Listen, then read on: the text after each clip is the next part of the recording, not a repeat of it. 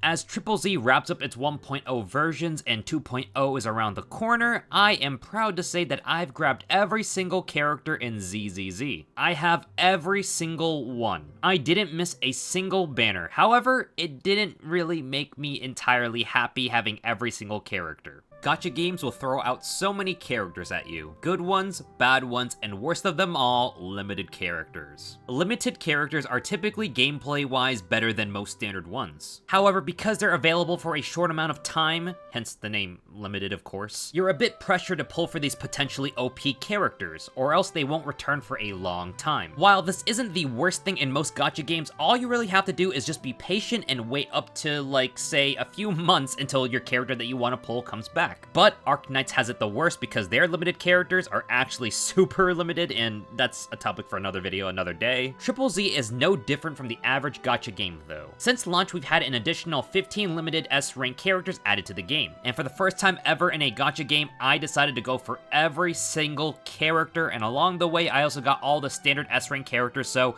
I have everyone. You would think having everyone in a video game available to you at all times would make the game more fun, give you a bit more variety in playstyle and whatnot, and overall it just might be worth it so you don't experience FOMO when you miss a character and it turns out that character was super OP and it sucks that you missed them. And a huge shock of news, it's not entirely worth grabbing every single character in the gacha game because, well, let's go over the first point. First off, pulling for characters in almost every gacha game can be very expensive. Gacha game pull currency isn't typically too easy to get in most games alone because, well, gacha companies want you to spend money on their game, you gotta fund that free-to-play model somehow. One pull in ZZZ will cost you 160 polychromes. 160 polychromes is about $2 USD. When you pull for a character on their banner, you may end up pulling nearly 90 times to have a guaranteed shot at that character. You could get lucky or not trying to pull for that character you want, but you have to beat those odds that are about less than 1%, so good luck. However, your chances will get better the closer you are to 90 pulls. Something called soft pity will kick in around 75 pulls, therefore your chances will get a bit better to try to pull for that character,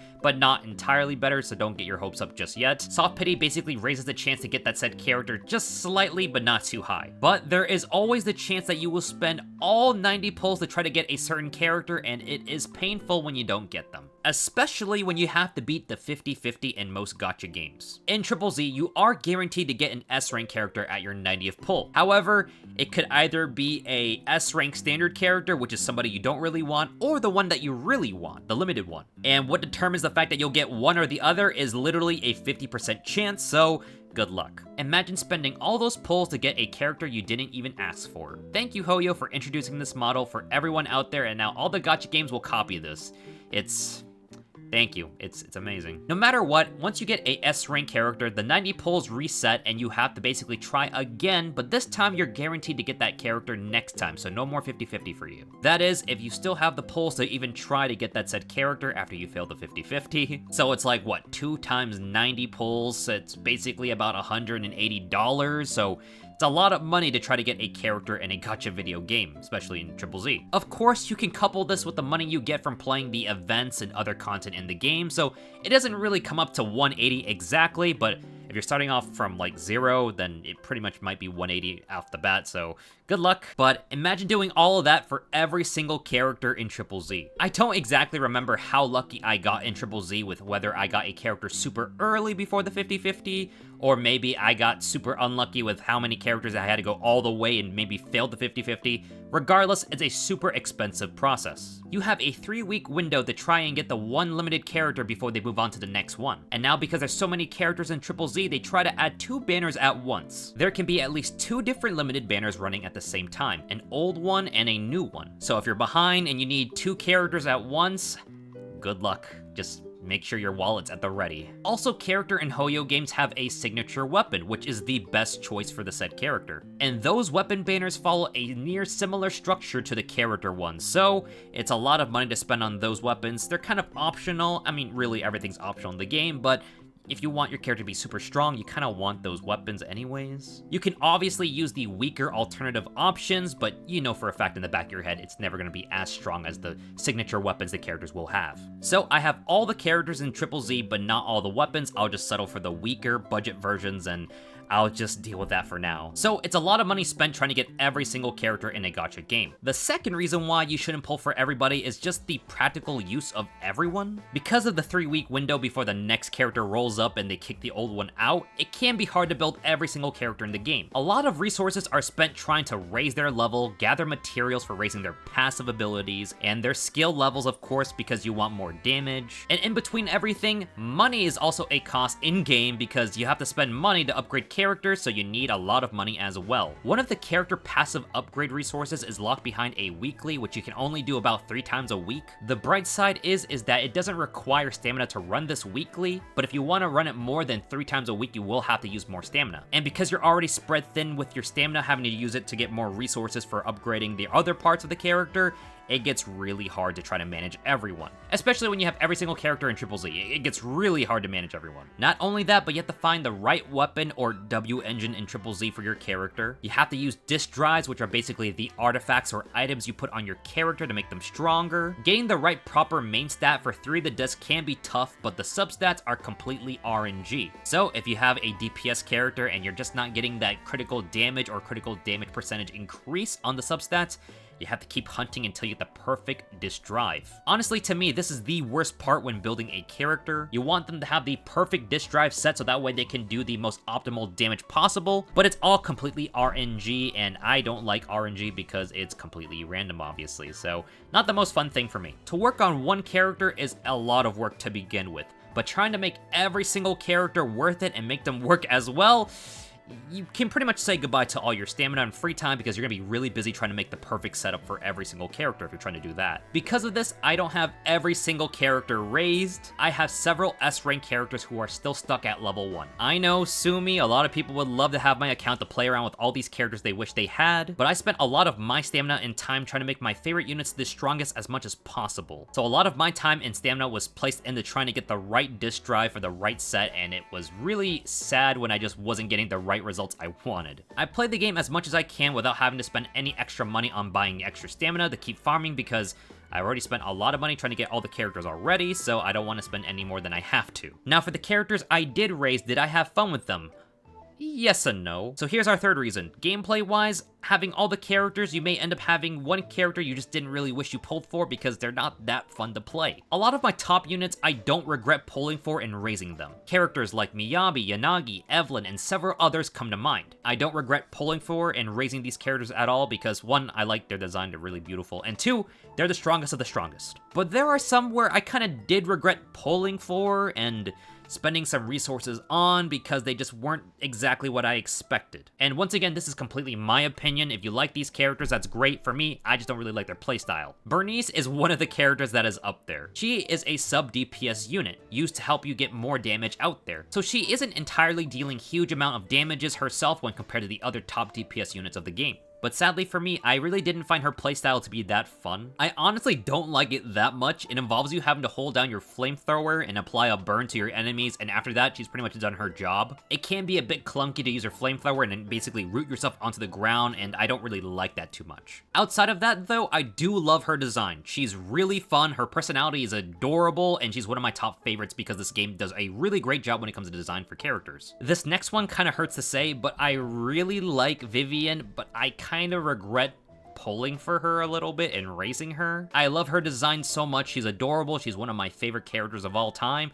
Don't tell Juju when I said that. But sadly, she is a sub DPS just like Bernice, where you need a bit of a build up for her passive to work, and after that, she can actually do her job properly. But if I had to choose between the two, I would say I would pick Vivian over Bernice for sure, because I just like Vivian's design overall. I will say it's important to see how a character is played, so that way you can make sure your pulls are worth it so you don't regret anything at all. Otherwise, pulling for looks alone may not make you happy if you didn't like the character to begin with. I could make a list of all the characters I recommend pulling for and whatnot, but I'll make that into another video because that'd be way too many characters to recommend. But once again, I will admit the character design and personality of everyone in ZZZ is unique and fun. I love it so much, and that's something I'll praise Hoyo for. I find myself more satisfied with these characters more so than, say, Honkai Star Rail and Genshin. I know, hot take, but that's just how I feel. Maybe one day I'll go back to Honkai Star Rail and Genshin, but for now, I think ZZ has my attention better than those games put together ever. Now, despite pulling for everyone,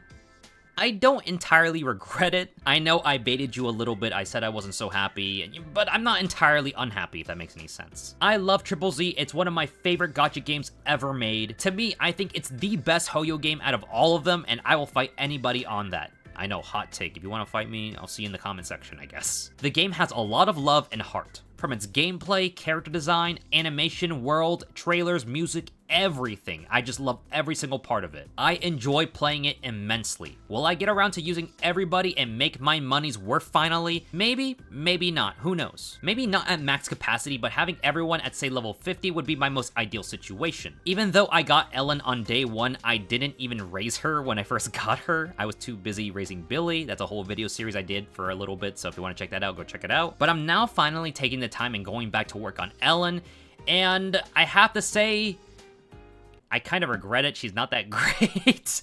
I don't really like her playstyle. I don't really like the whole running around to build up your whole entire ice stack thing. I just want to get in and start doing damage. I know they're working on a huge buff for her, and I'm excited for it, so tuning in for that. I'm now finally getting in at the right time. I'll continue to use my main characters that I like to use, but I'll definitely try to sprinkle in the other ones that I don't use often whenever I feel like it. I will admit I can make a lot of teams with the variety of choice that I have, so I think I kind of like that option, honestly. Not a bad thing to have. And also, unlike the other Hoyo games, this game has a dating feature, so I can date every single character at will, so I think that's a pretty good deal to have, not regretting it too much, honestly. I kind of like that. Before I end the video, I do want to impart some bit of wisdom for people out there who are like not too sure on who to pull for and whatnot. I will almost always say pull for support units in the game. They will almost always be the best choice possible. They can be slotted into so many different teams, Astra being one of the biggest examples out there. She can heal and she can do a lot of buffs for your teammates. Or even Trigger, she's one of the best stun units in my opinion. I really like playing her, and also the fact that you can pretty much dodge every single ability by holding down your attack button is insane. I like that. It's simple. But selfish DPS characters probably won't synergize as much as your supports will. I think if you try making Hugo a sub DPS unit, he'll jump out of the screen and stab you with his scythe. In my opinion, the only time you ever want to go for a heavy DPS character is when you want to replace a currently existing character you have. But lastly, just pull for the characters you like. Whether it be based on their personality, their design, their gameplay, whatever, just pull for the characters you really love. Who cares about meta? This is gonna be a super cheesy thing to say, but husbandos and waifus are forever, meta is temporary. Wow, I felt myself cringe as I said that. I'm not even joking though, that is such a true statement when it comes to ZZZ. I want to reiterate this one more time because this is so important to me. Ellen is finally receiving buffs. Ellen was literally the best character at launch, and she got power crept so massively, it's not even funny. The devs behind Triple Z have realized she's in desperate need of buffs, and at 2.0, she now can finally be stronger than Hugo. Actually, I don't know if that's true or not, but I'm hoping. And that gives me hope for every single character out there. There's a chance that your favorite, who kinda is okay, middle of the pack, they could be better in the future. There are buffs to be had out there. I don't think I've ever seen this with any other Hoyo games. I know Honkai Star Rail's trying to do this as well, but I know Triple Z was already ready to do this since the very beginning. A few months ago, they released the Lost Void game mode, and some characters received a weird kind of playstyle to their kit. And when reading some of Ellen's buffs, a lot of it seems extremely familiar to the Lost Void game mode Ellen. So with that said, we can kind of speculate that a lot of the Lost Void game mode characters will probably receive some kind of weird buff or different playstyle changes in the future. So that gives me hope that characters in the future will receive buffs and nobody will ever remain in a state of where they're just gonna be bad forever. So yeah, I would say husbandos and waifus are forever and meta is temporary. Just hang on there, have some faith. And to wrap up this video, don't pull for everyone in a gacha game unless you really like the game. I love Triple Z, so I don't mind this at all. But I know my bank does, so I have to be kind of careful going forward. So my closing words would be spend within your limits, grab all the characters you really like, and don't go overboard, and don't even care about the meta, guys. Trust me, it's not worth it. With that said, thank you guys for watching. I hope you guys enjoyed the video. Please literally like and subscribe. I would appreciate it so much just because I like seeing numbers go up. Have a good one, guys. Bye.